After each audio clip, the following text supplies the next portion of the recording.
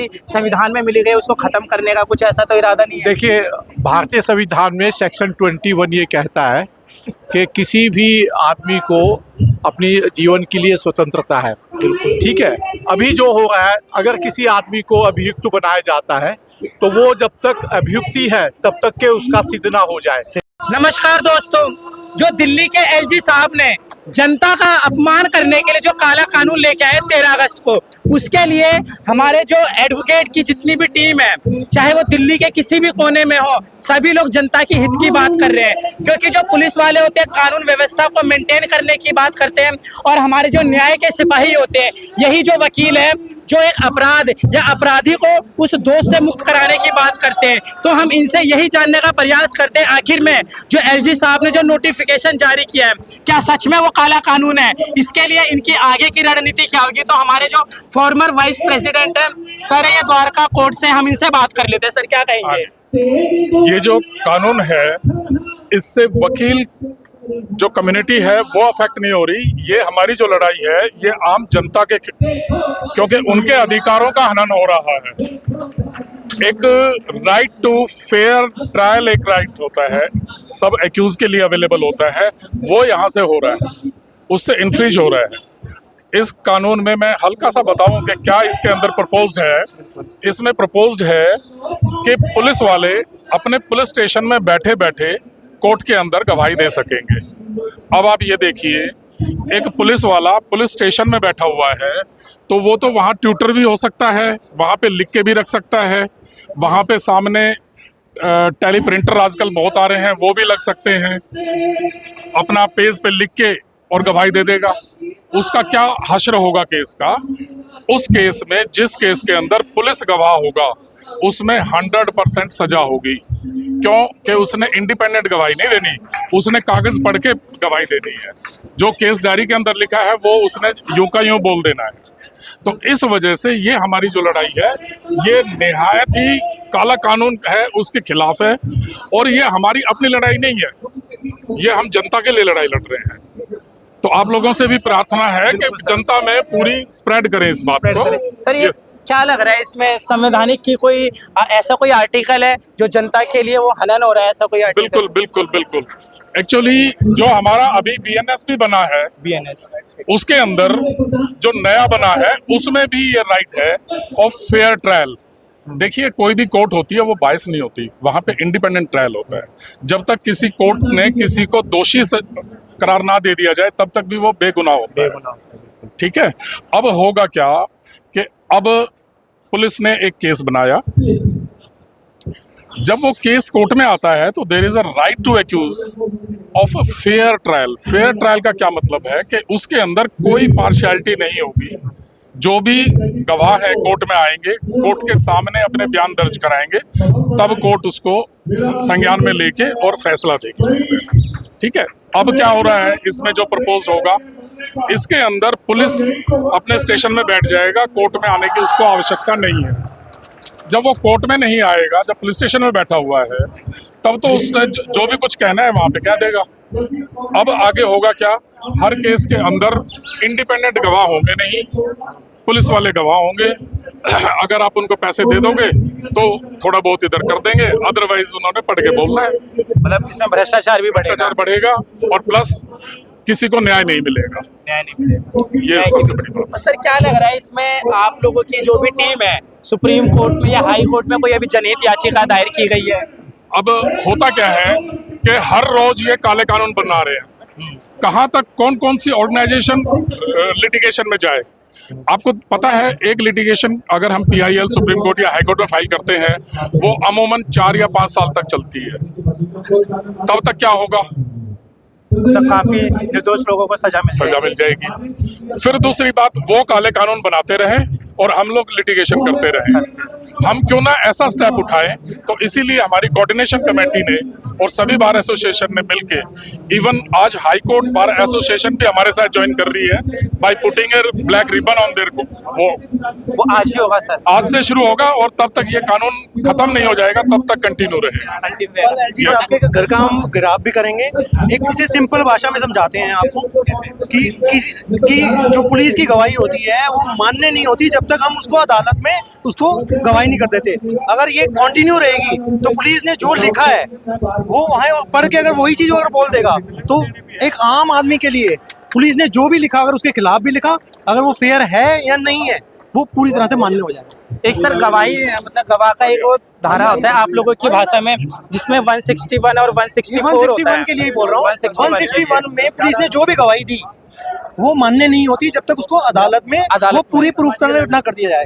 लेकिन अगर इस कानून की तरफ से अगर वो ऑनलाइन पे अगर पुलिस स्टेशन में बैठ के वही गवाही को दोहराएगा अपने सामने कागज रख के तो पूरी तरह से मान्य हो जाए। क्या लग रहा है सर अभी एलजी साहब हैं, एलजी साहब जो भी काम करते हैं जो भी नोटिफिकेशन लेके आते हैं वो कहीं ना कहीं अब तो दिल्ली सरकार भी सेमी गवर्नमेंट की है, सेंट्रल गवर्नमेंट में भी वही भाजपा सरकार है, तो कहीं ना कहीं सरकार का कुछ तानाशाही ऐसा तो नहीं है कि जनता के हित को पूरे के पूरे हनन करना हो, उनके लिए आवाज जो बोलने की शक्ति संविधान में मिली गई उसको खत्म करने का कुछ ऐसा तो इरादा नहीं है? देखिए, भारतीय संविधान में सेक्शन 21 ये कहता है कि किसी भी आदमी को अपनी जीवन के लिए स्वतंत्रता है। ठीक है, अभी जो हो रहा है अगर किसी आदमी को अभियुक्त बनाया जाता है तो वो जब तक अभियुक्ति है तब तक के उसका सिद्ध ना हो जाए और उसकी सिद्धि की जगह पुलिस स्टेशन नहीं है वो न्यायालय है। तो सरकार ने जो ये किया है ये पूरी तरह से तानाशाही का सीधा सा उदाहरण है और हम वकील इसको सहन नहीं करेंगे। सर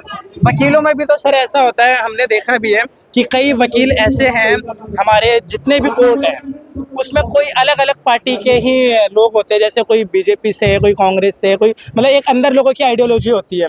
तो ऐसा नहीं लग रहा है कि जो बीजेपी के आइडियोलॉजी वाले हो ऐसे वकीलों के लिए इस प्रकार की न्याय की लड़ाई लड़ना जनता के लिए थोड़ा कठिन हो जाएगा? देखिए, जब हम काला कोट पहन लेते हैं, वाइट शर्ट पहन लेते हैं, उस समय पे हमारी विचारधारा किसी पार्टी की नहीं होती है। उस समय हमारी विचारधारा केवल एडवोकेसी की होती है। उस समय हम न्याय के लिए लड़ते हैं। सरकार इस समय जो कर रही है वो पूरी तरीके से न्यायिक व्यवस्था को ध्वस्त करने की कोशिश कर रही है। एक जो एक्यूज का राइट है कि उसको एक अपॉर्चुनिटी न्यायालय में मिलनी चाहिए। जब आदमी सारे दरवाजे बंद हो जाते हैं तो लास्ट दरवाजा होता है न्यायालय का, जब कहीं न्याय नहीं मिलता है। छोटी छोटी चीज़ों के लिए आज आपने देखा होगा लोग माननीय सर्वोच्च न्यायालय का दरवाजा खटखटा रहे हैं। क्यों? क्योंकि सरकारों से, एडमिनिस्ट्रेशन से, सिस्टम से लोगों का भरोसा उठ चुका है। एकमात्र संस्था न्यायालय ऐसी संस्था है जिस पर अभी लोगों का पूरी तरह से विश्वास है और हम इंसाफ के सिपाही हैं, हम वकील हैं, हम इंसाफ की लड़ाई लड़ते हैं। इसमें हमसे ज़्यादा नुकसान होने वाला है। इसमें हमको नुकसान इतना नहीं हो रहा जितना कि जनता का नुकसान होने वाला है, जितना कि कंप्लेनेंट का नुकसान होने वाला है। आप लोगों को दोस्तों मैं बता दूं, जैसा कि सर ने बताया ये सभी लोग इंसाफ के सिपाही हैं। वकीलों की जो इंसाफ की लड़ाई सीधा जनता से होती है, जनता को इंसाफ दिलाने के लिए लड़ते हैं। ये लोग कोई आज से नहीं लड़ रहे हैं। भारत की आज़ादी से पहले भी वकीलों ने देश की जो ब्रिटिश गवर्नमेंट थी उसका बहिष्कार किया था। तो आज लोग ये जितने भी हमारे सिपाही हैं, न्याय के सिपाही हैं, सच्चे सिपाही हैं, ये कहीं ना कहीं हमारे जो काले कानून है और जो वर्तमान में जो सरकार है, अभी सर ने बताया जो सफेद कलर की वेशभूषा और ब्लैक कलर का कोट जो होता है ये कहीं ना कहीं न्याय की आवाज उठाने का एक प्रतीक होता है। तो इन लोगों ने वर्तमान सरकार के लिए सच में ही एक ऐसी रणनीति तैयार कर ली है कि अब सरकार को झुकना पड़ेगा। और हमारी भी सोशल मीडिया और चाहे मीडिया की तरफ से गुजारिश यही है कि हम लोग इस बात को सीधा जनता तक पहुंचाए और सभी मीडिया वालों को भी कहें कि आप लोग जाए और वकीलों की आवाज को एक उचित रूप से उजागर करें। क्या कहेंगे सर? हाँ जी, नमस्कार। सबसे पहले मैं भारत न्यूज़ का बहुत बहुत धन्यवाद देना चाहूँगा कि आपने वकीलों की आवाज़ को आम जन तक पहुँचाने की कोशिश की। ये आप देखिए कि ये लड़ाई वकीलों तक सीमित नहीं है और बहुत सारी आपके न्यूज़ चैनल का बहुत सारे न्यूज़ चैनल ऐसे हैं जो दिन भर सरकार की रिपोर्टिंग करते हैं। ऐसा लग रहा है कि जैसे वो सरकार सरगोदी मीडिया क्यों कह रहे हैं आजकल लोग, वो इसलिए कह रहे हैं कि वो सब कुछ सारे लोग एक ही आदमी की गोदी में जाके बैठ गए।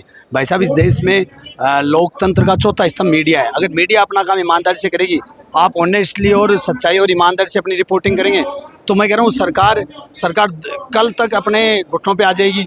अब आप ये देखिए कि 2014 से पहले एलजी कौन होता था दिल्ली में किसी को पता ही नहीं होता था। देश की दिल्ली की चुनी हुई सरकार ही काम करती है, जैसा कि शीला दीक्षित का हमने सबने देखा है, डेवलपमेंट भी देखा है।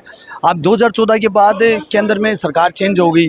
केंद्र में जो सरकार थी उसका छोड़ा हुआ नुमाइंदा दिल्ली की जनता को और दिल्ली की चुनी हुई सरकार को टॉर्चर करने का काम शुरू कर दिया, वो हम 2025 तक आज भी देख रहे हैं। तो एलजी साहब ने, क्योंकि रेखा गुप्ता जी की सरकार बनने के बाद एलजी साहब को क्या लगा कि मेरी चर्चा नहीं हो रही, तो एलजी साहब ने सस्ती पब्लिसिटी लेने के लिए, सस्ती पब्लिसिटी लेने के लिए किसको छेड़ोगे, वकीलों को छेड़ दो, वकील अग्रेसन में आएंगे और पूरी दिल्ली में एक, पूरे देश में एक मैसेज आएगा दिल्ली में एलजी कौन है। तो सक्सेना साहब ने अपनी अपीडेंस दर्ज करवाने के लिए, ये सस्ती पब्लिसिटी लेने के लिए नोटिफिकेशन पास किया है और हम आखिरी सांस तक ये लड़ाई जारी रखेंगे। मोदी जी ने नानक जयंती पर आके कहा था कि मेरी तपस्या में कमी रहेगी, मैं किसान आंदोलन को विड्रॉ कर रहा हूँ। उस दौरान भी 1 साल तक किसान भाई सड़कों पे बैठे रहे। हम एक नहीं, हम 2 साल, 5 साल, 10 साल बैठे रहेंगे, क्योंकि हम एमएलए एमपी सरकार बनाने वाली कौम ही है।